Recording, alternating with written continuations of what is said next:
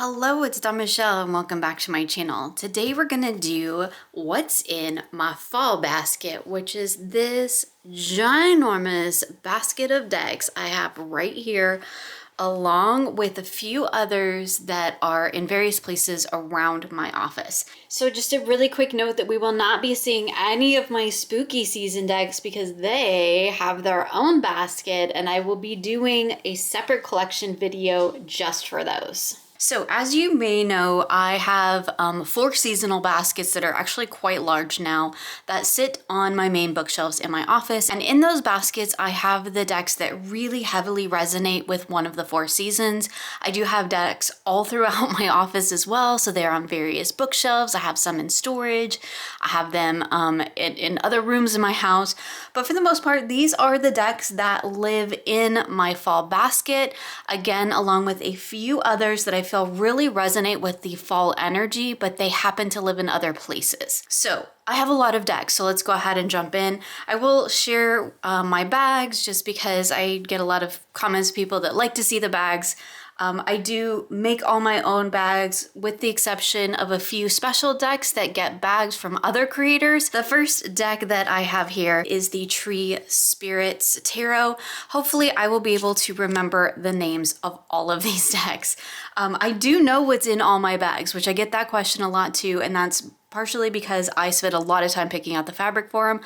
So this deck, even though it's like not necessarily like fall imagery, although several of the photographs, or a good majority of the photographs I think do take place in fall, it is a tarot deck with photographs of trees, and it reflects the entire tarot through the use of trees. And for me, there's just something about tree energy that feels very fall. And so I think that's why I probably keep it here in my fall basket. If I had to pick like one season that felt like tree energy, it would be fall. So that's what I think of when I pick up this deck. I do love that the deck has not only the titles for whatever tarot association it has, it also has what is featured as well as a keyword. So here we have like the Pioneer of Hardwoods with the Black Locust, and potential is the keyword. And it's just a really lovely like tree tarot deck. It's photographic. It doesn't pair well with a lot in my collection. In fact, I really only have one other little oracle deck that I pair with it, but it's a lovely, lovely reader. I do really enjoy working with it. The separate guidebook that you can purchase for this deck is absolutely wonderful. I believe that is on Amazon, and this is on, I want to say Printer Studios, but it's one of those, and as always, I'll have a link below for you. Now, these decks are not going to be in any particular order because I really am just grabbing at random from my basket. So in this particular bag, you might recognize I have the Forest of Enchantment Tarot. This is a mass market deck. I have edged mine. I will try to point out any modifications that I have done to a deck just so that you know that it doesn't come like that. I adore this deck. For me, this is actually like a shadow deck. It's not a hug deck. I know a lot of people, that's their experience with it, but my experience has been this deck really succinctly calls out the shadow for me. It makes me very aware of what's hidden in the dark, as well as like what I can actually see in the light. It's such a unique sort of energy in my collection, and it's just one that I absolutely enjoy working with. It is a deck that I use year round, and some of these are decks that I definitely get into all throughout the year, but they live in a particular seasonal basket because they feel like they really resonate with that seasonal energy. So even though this is a deck that I use year round, I am more tempted to draw from it in the darker half of the year. And that's also another thing that you'll notice. There's a little bit of crossover between my fall and winter decks and baskets because they kind of blend a little bit together for me. They actually also exist on a separate bookcase on one side of my office from my spring summer decks. I'm pointing because over here is where those live, on that side of my office, in their own baskets. So I really distinguish the seasonal energy by light and dark in terms of like light half of the year, dark half of the year. And so there's some crossover there for me. But this deck, I think, just absolutely embodies the idea of fall. I could definitely see it being more of a late summer because it is so very, very green. But you know, it also has a lot of that sort of shadowy energy coming through, which I think really we start to see creeping in around fall time, right? When the days get shorter, the nights get longer. And this deck for me is just such a beautiful reader. I so enjoy working with it. But it does have a very fall sort of energy for me. So that is where it lives, even though it is definitely one that I use year round. So the next deck living in my autumn basket or my fall basket is the Forest Folklore Tarot. This is an out of print deck and I have edged mine. I will try to mention anything that I have that is out of print. I don't own that many out of print decks, but I do have a few. This deck is so quirky and weird. I absolutely adore it. It's in my fall basket because I do tend to associate anything that has sort of fae energy with the darker half of the year, with a few exceptions. I do have a couple of tarot decks that live in my summer and spring basket. I guess maybe that's the difference. Fae energy for me exists more in the darker half of the year where it's like feels more like autumnal. And then fairy energy feels more spring. So for me, that's more of a light half of the year kind of an energy. I really adore this deck. It's so weirdly done in terms of the art. Like, and I mean no disrespect in that because I absolutely do adore it. But like some of the items, like the rings here are just kind of weirdly cropped in. Some of the wands are really plunked in there weird. Some of the figures are a little strange in their depictions. I apologize for my dog. He will not go lay down. But it's like that quirky weirdness that I absolutely love about this deck. Where like the Forest of Enchantment is like, it's kind of like dark and serious in a sense in the way that it reads for me. Not like in a bad way at all, but this is like the other side of that where it's like super quirky and weird and it does read really well. It reads really, really well. But it does have a definite kind of quirky, weird energy to it. And I do think it's really beautiful, but mostly it's just like the way that this deck reads for me is just so much fun. But it is full of sort of that fae energy, so it does feel like it exists more in that darker half of the year, like the fall. This might be like late summer, early fall type of an energy because we do still have quite a bit of greenery. So yeah, it's just a fun one, but it's kind of quirky and weird. So the next deck in my little basket is my Tarot of a Secret Forest, I do believe is the name of this deck. This is actually my second copy of this because I did trim it down. Have a whole video of it if you want to see it trimmed. It's really cool trimmed, but I decided I wanted it back full size. This deck is really interesting. The whole front side of it just feels like, yeah, stepping into a dark fae forest full of these fae creatures. It has all the, you know, autumnal energy, all the autumnal colors. But on the other side, it's black and white, which to me, black and white is a very winter sort of energy. So this deck I love because it not only gives me sort of that light and shadow through the way that I work with it, which again, I do have a whole video on, but it definitely feels like a bridge between like the end of fall, beginning of winter, because of those two different color palettes that we see reflected in the cards, which I think is really cool and really unique. I don't have any other decks in my collection that do this, and so it's a really interesting one to read with. I like to do kind of light and shadow readings with it, or the other thing that I like to do is to kind of see what's going on in the conscious realm versus the unconscious realm. So I generally will split the deck half and half and then shuffle, so I get half black and white cards, half, you know, colored cards, and then what comes up with the full color is what I consciously know, what I'm aware of, and then what comes up in the black and white is what I haven't brought fully into consciousness yet. And so that's a really fun way to work with this deck. It's really got all these beautiful browns and greens and oranges and all those dark fall colors, the reds, which I absolutely love. Aesthetic wise, I think it's beautiful. The art is really beautiful, but it's such a unique little deck in my collection because of that sort of light and dark to it, or the front and the back. And it really does kind of give me a different way to work with this deck than I would at just any normal other tarot deck that I have in my collection. It does its own thing, as well as it, you know, feels like that fall energy as well. All right, so the next deck in my little basket is my Bauer Tarot. And this is again another deck that this is the second time I've had it in my collection.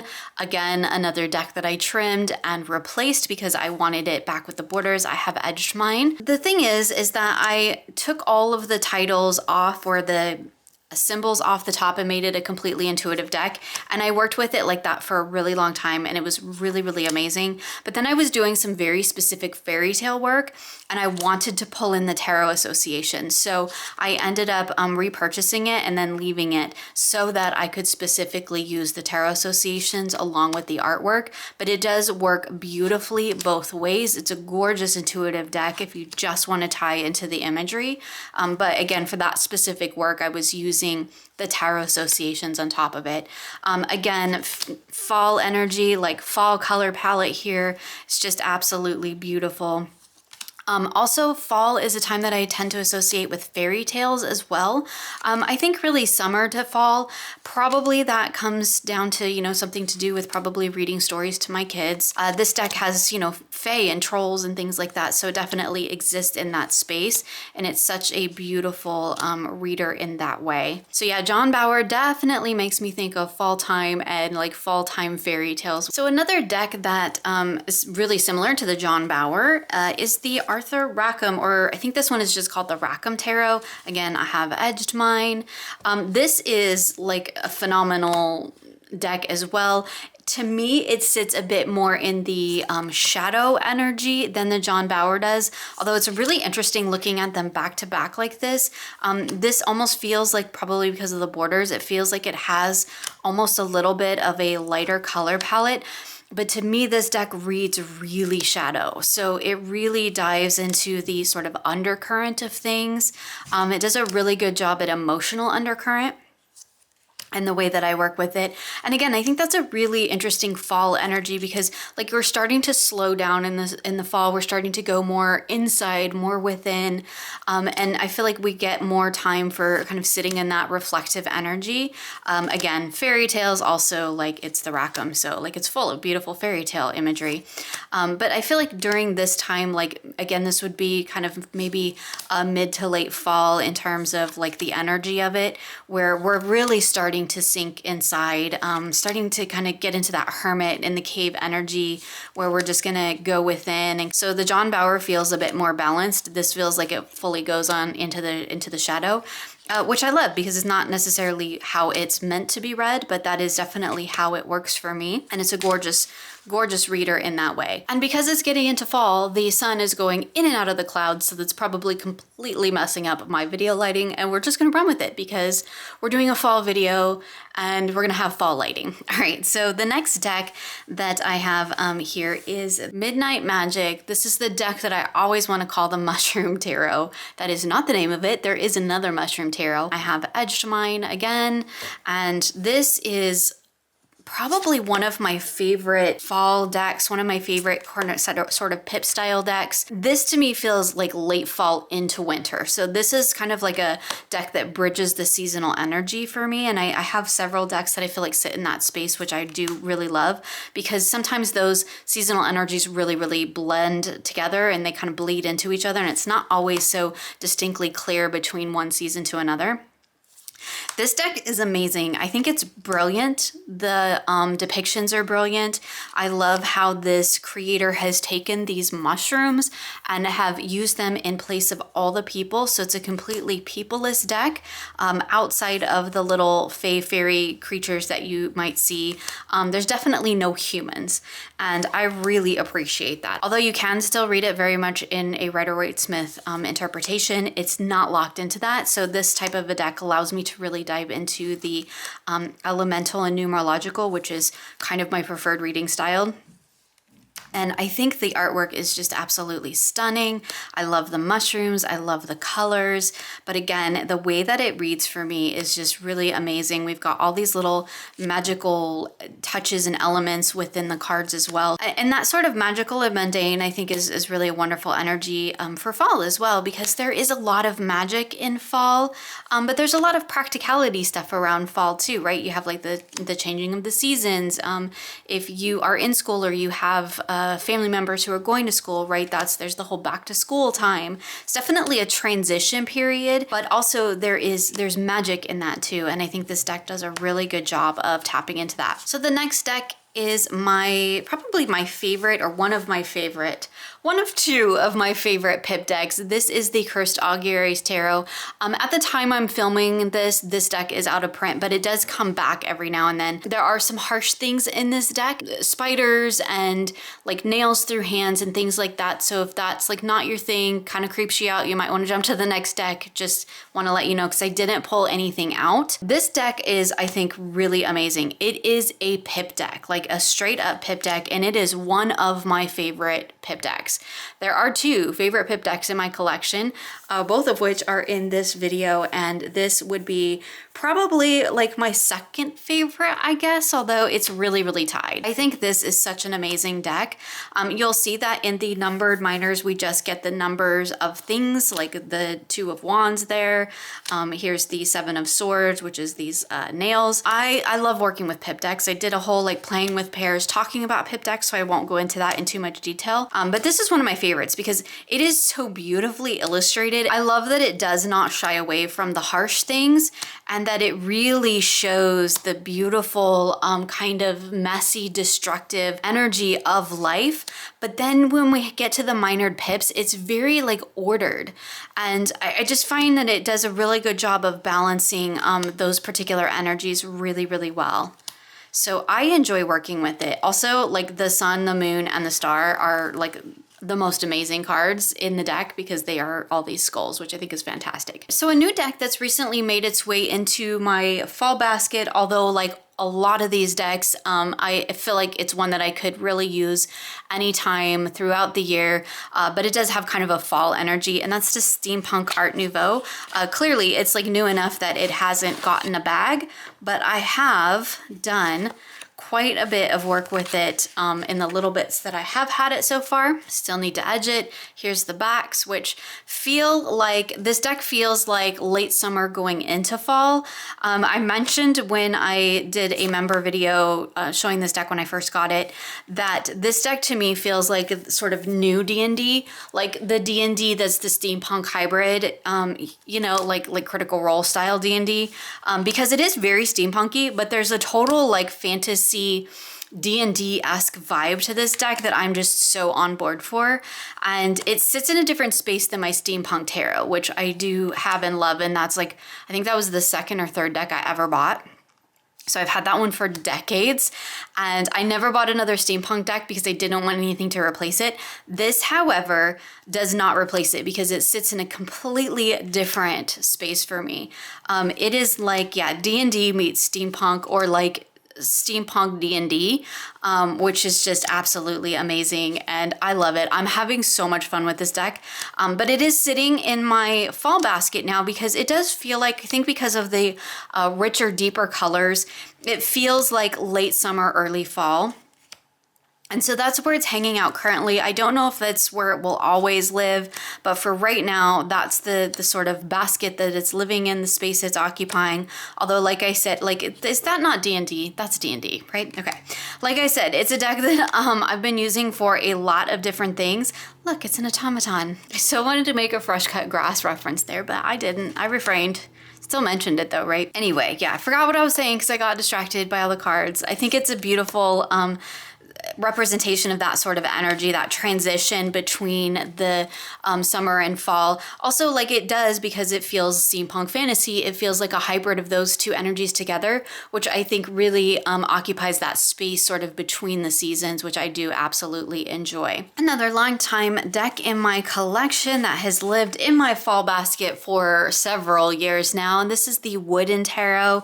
This is another pip style deck. I do really enjoy working with this one as well. It's got some really unique, quirky cards, but again, really leaning into the pips. And I love it because it does absolutely lean more heavily into numerological and elemental for me. And so it's a great one to really kind of step me out of that traditional RWS and lean more into sort of my traditional understanding of tarot, which is fantastic. It has a little bit different system in terms of the suits, which is always fun. This is like one of my absolute favorite Chariot cards. I just think it's amazing. The Chariot as a snail, fantastic. It has a happy squirrel, which I always leave in the deck. Again, love this High Priestess. Everything is just a little bit left of center in this deck, so it really does encourage me to look at things in a different way. Like this whale has like 3 eyes and 3 fins on each side, and it's just like, and it's in the clouds, kind of amazing. But it's totally a surreal deck, so it really encourages me to kind of get outside of my comfort zone. It does something really unique. It's definitely not something that's replicated in my collection besides any other deck that I might have by this artist, and I do really appreciate that. So next we have the Förhäxa Tarot, and this one is still in a box because this is the indie edition. However, this deck is coming out mass market, and I will be honest, I'm probably going to purchase the mass market version because the cardstock in this is so slippy, it gets away from me. And I actually prefer the cardstock that the other deck by this creator is on. That is in my winter basket. Here's the backs of the indie. I don't know what the mass market's gonna look like. I have edged mine. This is a beautiful fairy deck, and for me this again is another sort of transition deck where it really sits in that space. There's a lot of kind of fiery energy to this deck, but it does also have a really deep kind of rooted, grounded sort of energy as well, that I feel like it's really a liminal space deck in that sense. And it lives in my fall basket because I tend to work with it more during the darker half of the year than the lighter half, so it's why it's here. Even though it's definitely a deck that I can get into in the summer as well. But I feel like overall it sits more in that sort of transitional liminal space between the seasons. It's a wonderful reader. I really, really enjoy working with it. I've done quite a bit of work with this deck. I think it was maybe the first Fae deck that I felt like really clicked for me, that I really got what was going on and really started to understand that Fae energy. For me, Fae energy has always felt kind of alien, like more like sci-fi alien. It always felt like otherworldly, like it came from like the stars, right? And I don't know if that's because like one of my first Fae decks was the Tarot of the She, and to me that's not a Fae deck, it's an alien deck. Nobody will convince me otherwise. But this is the first Fae deck that I felt like I really got the Fae energy, that it started to click for me and started to make some sense.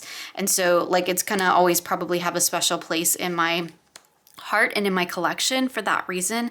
Love this High Priestess. But it's just such a beautiful deck. It is definitely a deck that I think I use more during the darker half of the year than any time. But again, like most of these, I can use it year round. There's only a few decks in boxes in my fall basket.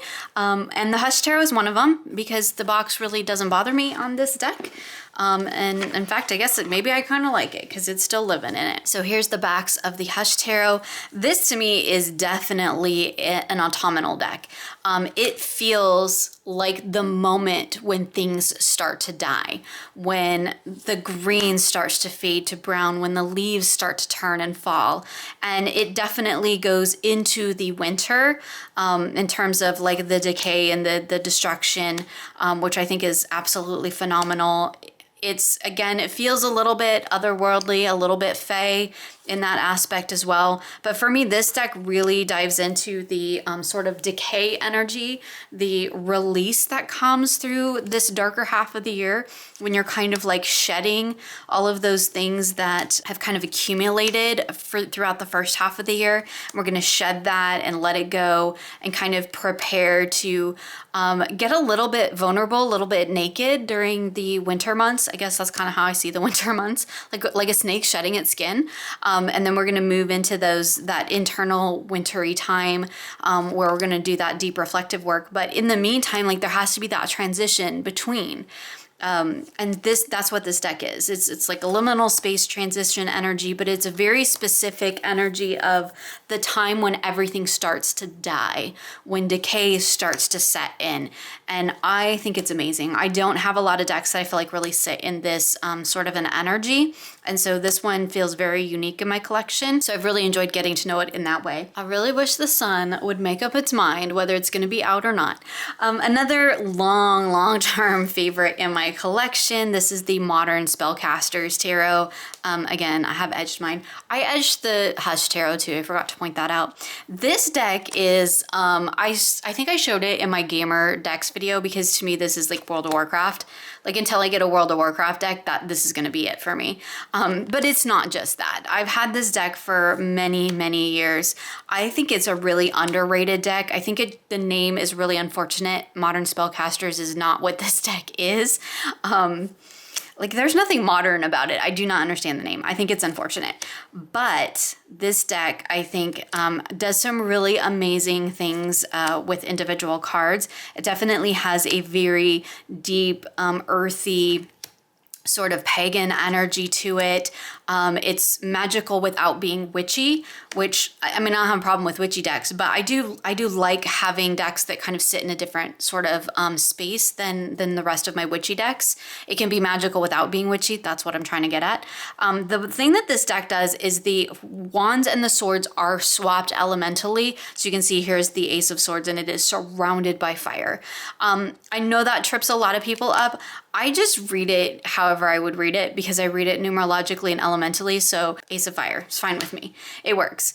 But you can also, I think for the most part, you can also completely ignore the swap of associations and still work with it in a way like this Eight of Swords, even though there's a lot of fire going on in this card. Like we could kind of discount the fire and just focus on the character who's, you know, bound and surrounded by these swords and there's a bull behind him. So I think it's really easy to do that with this deck, to kind of just overlook those more elemental associations and focus in on it in more of a Rider-Waite-Smith sort of energy if you want. But I really like that it has sort of that elemental energy to it that's a little bit different. The elemental associations that this deck makes does follow more of a magical path, where the swords would be related to the Athame, which would be related to fire. And the wands would be related to, well, the wand and air. So that's why it follows that elemental association. And it works in this deck. I think it works. But it's also, I think, something you could totally ignore if that's like a tripping up point, because I think it's an amazing deck. So the next deck, moving along, speaking of really witchy decks, we have the So Below deck. That was the title card. Here's the backs. I haven't edged mine yet, but I am probably going to. This is part of a 2-deck series by Barbara Moore, the So Below As Above. The As Above is not in this collection because for me that is not a fall deck. This one, however, the So Below definitely feels like it sits in alignment with fall energy. Again, it's a bit transitional, maybe late summer, early fall, because we do still have a lot of greenery.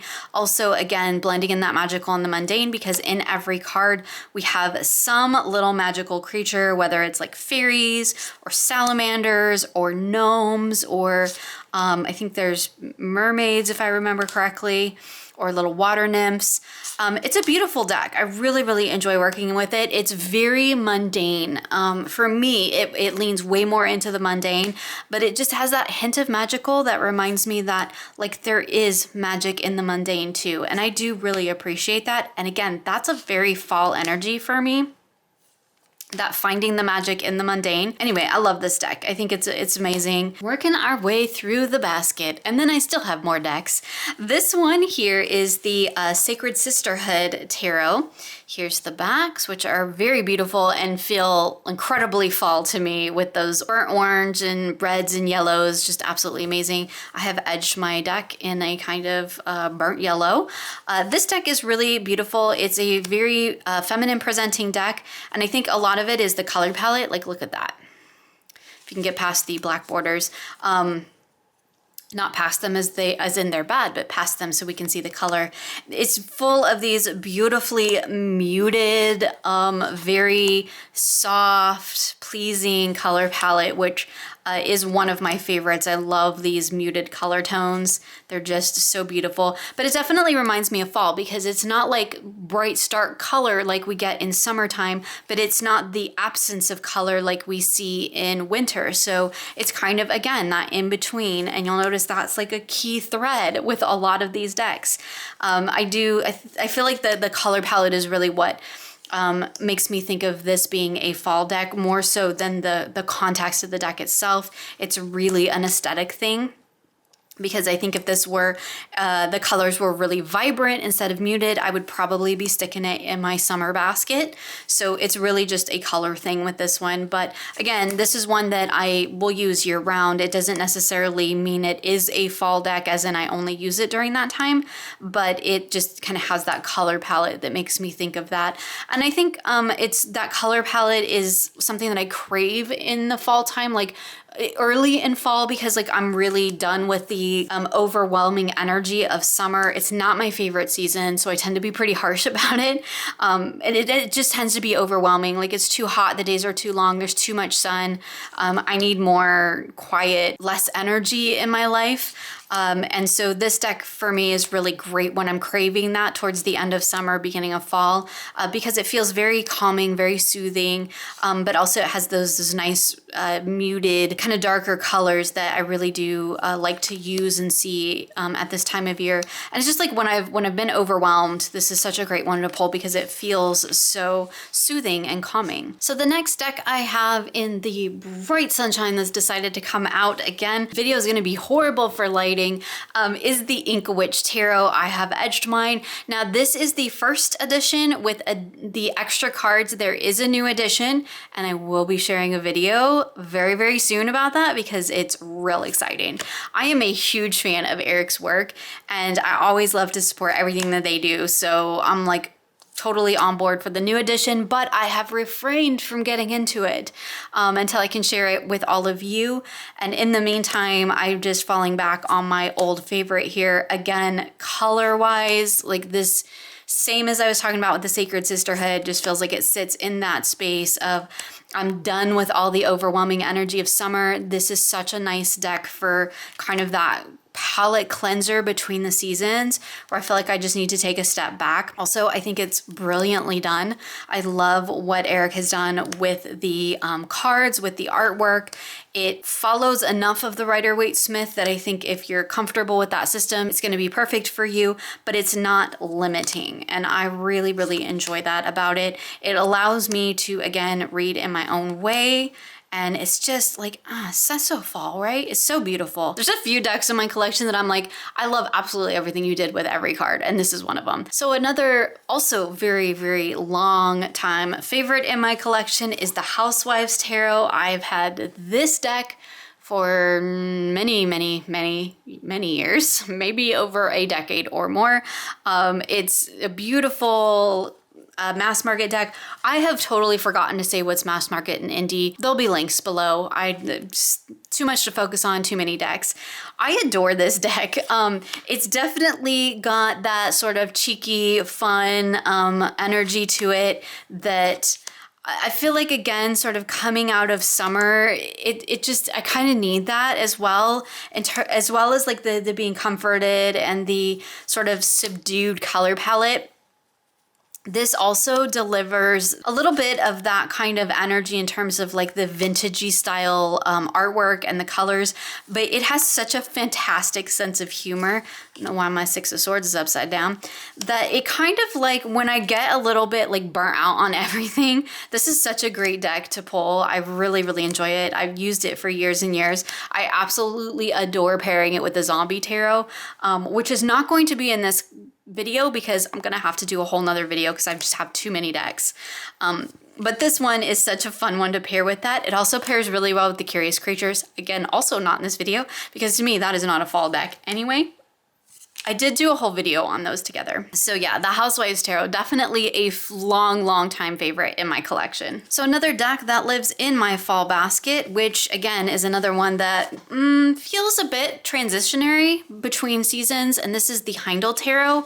Although the artwork in this feels so earthy and grounded, and I think that earthy is definitely an energy that I associate with fall.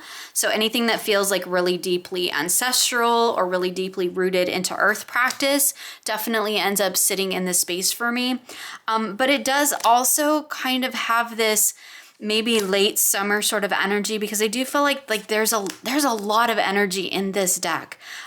Maybe not coming through so much in the bold colors or anything like that, because the colors are deeper and richer, but like there's just so much going on in these cards. They're so energetically potent that to me kind of speaks of a late summer energy moving into the fall. However, this deck also has like not only one, but two beautiful, really in-depth supplemental books written by Rachel Pollack.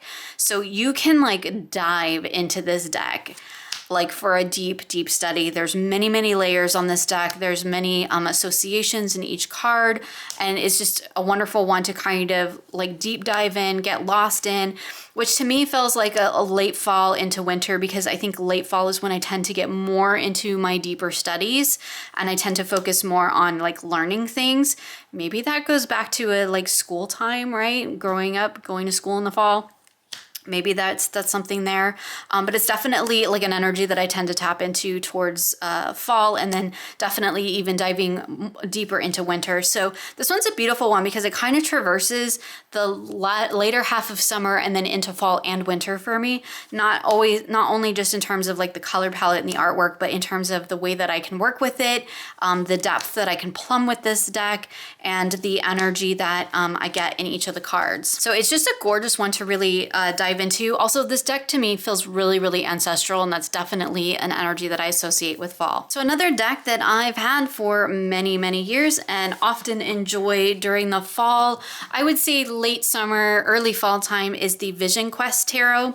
This deck is a Thoth-based deck, and it has gorgeous artwork. It's a little bit pippy, and we do have keywords on all the cards, but I really just love this sort of deep, earthy, rooted kind of grounded energy. Like the artwork in this deck is just like so rich and earthy and deep. It feels like a very ancestral deck as well. It feels kind of like sitting down with like grandmother energy, and I really find that that's an energy that I tend to be drawn to in the fall time. So again, that is another one that sits in that late summer, early fall energy for me. So another deck that lives in my fall basket but really sits in alignment with fall to winter energy is the Anima Mundi Tarot. Here's the beautiful backs. This one is gold gilded. This deck to me definitely sits in that space between fall and winter. It does have a lot of really beautifully rich, earthy sort of color tones to it, but we also get that shift into kind of the starkness that we see here that happens in wintertime through either the black or the white, which I do really love. It is primarily an animal deck. It's also very pippish, which I really enjoy. The only human in this deck is in the Devil card, which I think is absolutely brilliant. It has an orca, so, you know, no complaints there. It's a beautiful reader. Again, this is another deck that I trimmed and then repurchased because I actually missed the white borders. I felt like the deck kind of needed it in the end. And you'll see that's kind of a theme. I do that a lot. It's not to say that I regret trimming it. It's just a trimmed deck and a not trimmed deck have different feels for me. And when I work with a deck for a while in a certain state, sometimes I like to switch it up and do it in another state, right? So this trimmed has a different feel than it does untrimmed with its full borders. And this to me is like it's the animal version of Pagan Otherworlds, which again is another deck that we'll see that sits in that fall to winter energy. Again, muted color palette, which is something that I definitely associate. Very earthy, very calming, very grounded. And it's just beautiful deck. Love working with this one. All right, and the last deck that's in my basket, but not the last deck we're gonna look at, because I have some honorable mentions that would be in the basket, but they live in kind of like special places, I guess you could say. This one is the Hardy Tarot, and I have edged mine. And again, this one feels like the summer fall transition. It's a blended system, so some cards lean a little Thothy, some cards lean a little RWS, some cards lean more into a numerological elemental, and I kind of love the hybrid of this. If I had to pick like a favorite Thoth-inspired deck, it would probably be this one. And it could be because this is the first one I bought, but I just absolutely love the artwork. I love the colors. It does have a muted color palette for the most part, but the cards themselves are very energetically potent. So it feels like a blend, again, moving in from that late summer to early fall. Such a beautiful deck, and we've got some really beautiful imagery. Again, I love that it's a blended system. Love this death card, because I can tie into either one of those systems or all the systems, or just read it my own way, which is also fantastic. I really enjoy a deck that is open enough that it doesn't like pigeonhole me into one particular system or another, where it kind of just allows me to work with it in a way that feels right for me and in alignment for me at the time, because there are some days where I read this more thothy, and some days where I read it more numerological, and some days where I read it more RWS. So kind of just depends on what I need in the moment. All right, so we're gonna move into a few decks that exist in sort of special places in my collection, in my office. I have a small selection of decks that are in these bags by Crystal Haven UK. I will leave a link to her shop below, because when I have decks that are really, really meaningful to me, I tend to get one of these bags to put them in. So this one is the Pagan Otherworlds. This is a modified version, so I've edged it and I have trimmed this deck. It was too big, it's super slippy. I know people love the cardstock. I'm actually not a huge fan because it's so slippy. But this deck I trimmed. There's a whole video on it if you want to see that. There's on my channel. But again, similar to the Anima Mundi, this deck feels like it exists in sort of a fall and winter energy for me. I think it's the sort of clarity of the skies that lean more into the winter, but then we have the really earthy, grounded imagery here, the beautiful muted color palette. Again, very pippy deck. This is a great deck that I think does a really beautiful job sort of blending the RWS with the pip style cards.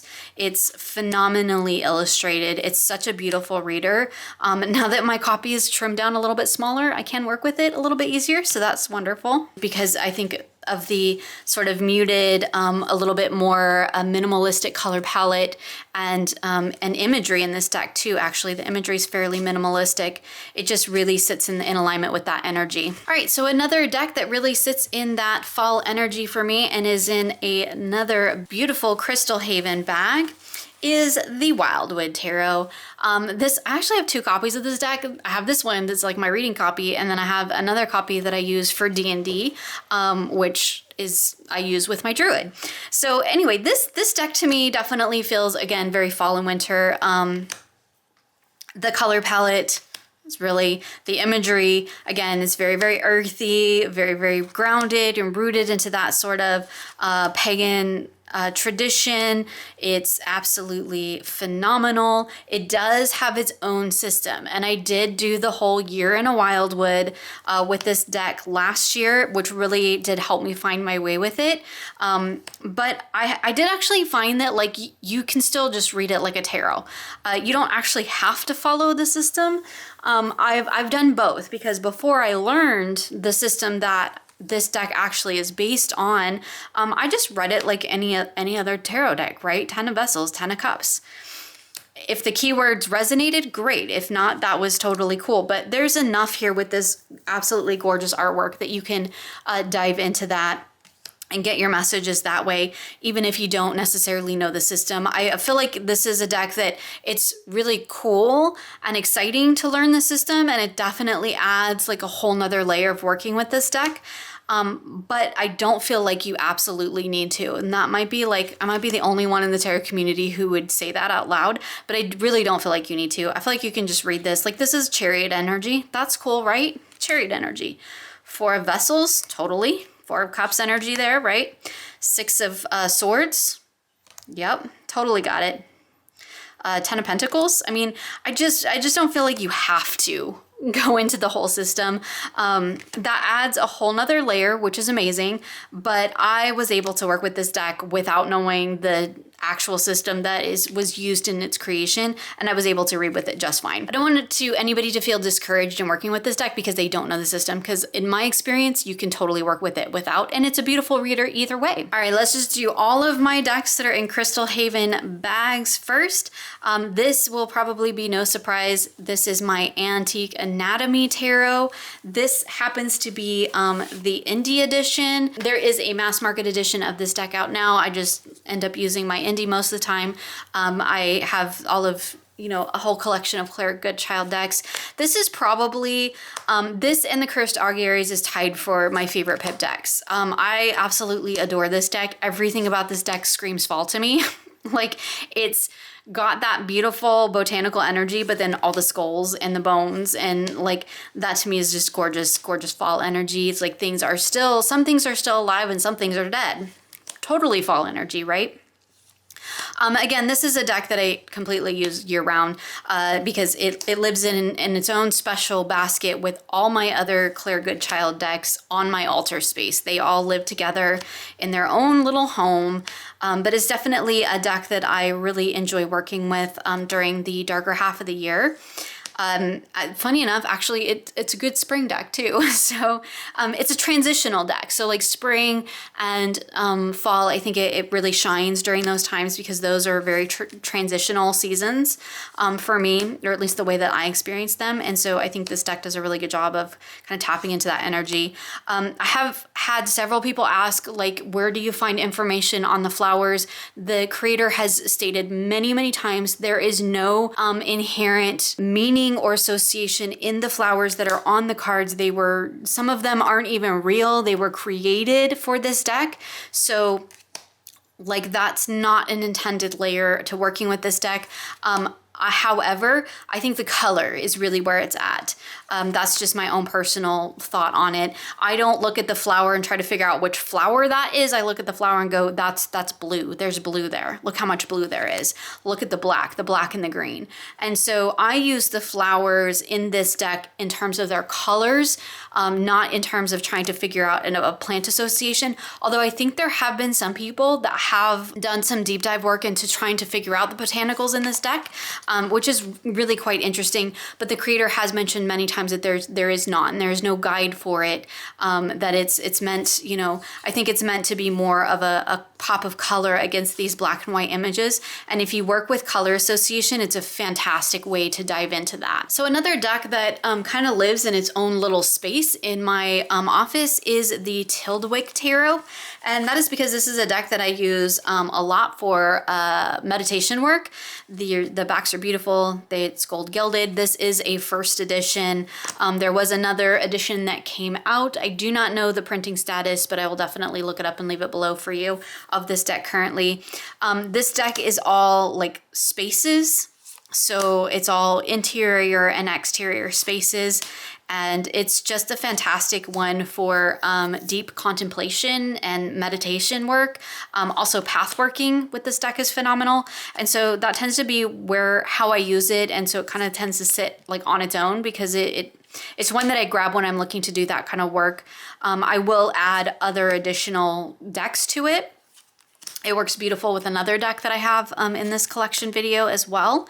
But it's just such a phenomenal, like, sort of representation of that going within, that getting quiet, taking time away from the hustle and bustle and just like trying to sort of sit with self.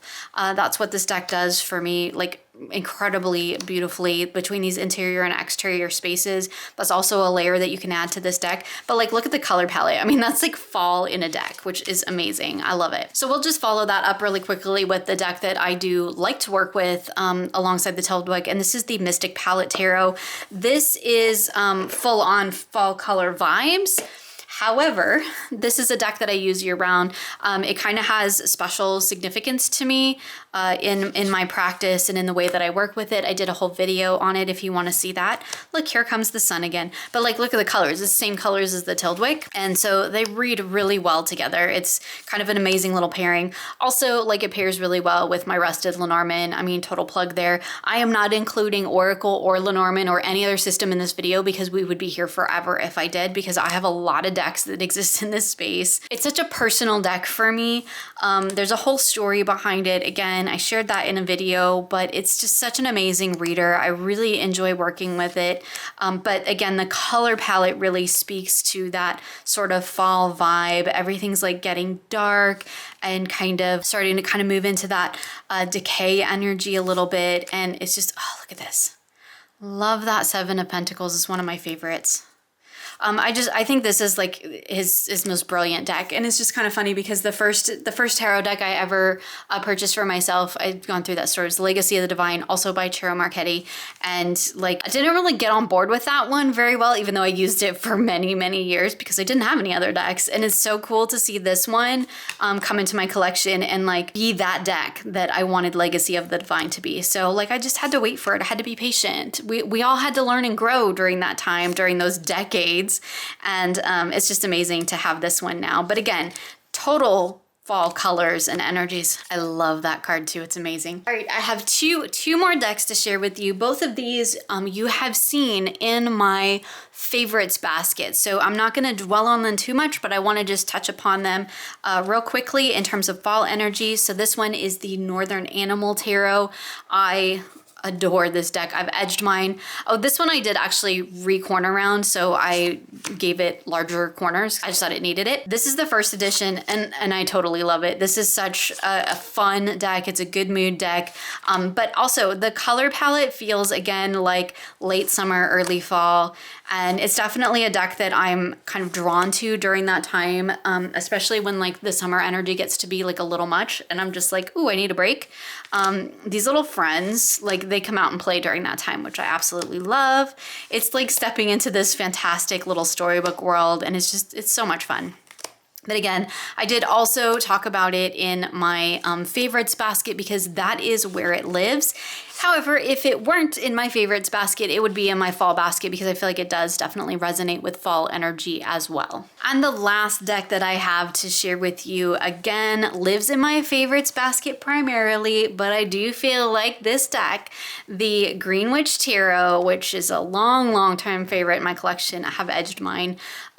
This deck to me feels also like fall. It's so communal that it feels like, you know, coming home at fall time, like you've been traveling all summer long and you're like just coming back and you're getting back in touch with your friends and family that, you know, are here in this beautiful community. Like I could go on and on about this deck because like I have so much personal history and connection to this deck because I've had it for a really long time. And isn't that amazing when you get that, sort of build that relationship with a deck? But I do feel like the energy of the deck sort of resonates with like harvest, fall, kind of gathering communal sort of energy, that it does feel very autumnal to me. So I definitely wanted to like give it a quick honorable mention because I feel like it has a great deal of autumnal energy as well. But really where it lives is in my favorites basket. Like I can't even get it in here. This basket is so big, but oh my goodness, we did it. We went through all of the decks in my fall basket, which is like bulging out the sides and overflowing. These are some of my favorite decks. I absolutely love working with decks of this nature. We also saw a few sort of honorable mentions that have fall energy, but maybe live in somewhere else in my office. Favorites, most used, that kind of thing, if not its own little sort of special collection. I hope you enjoyed this massively long video, doing this little, I would say mini collection, because like really this is just a small portion of my collection, but a little mini collection of what is in my fall basket. As always, you'll find links for everything I've shown here in the description box of this video. Thank you so much for hanging out with me today, and I look forward to sharing with you again soon.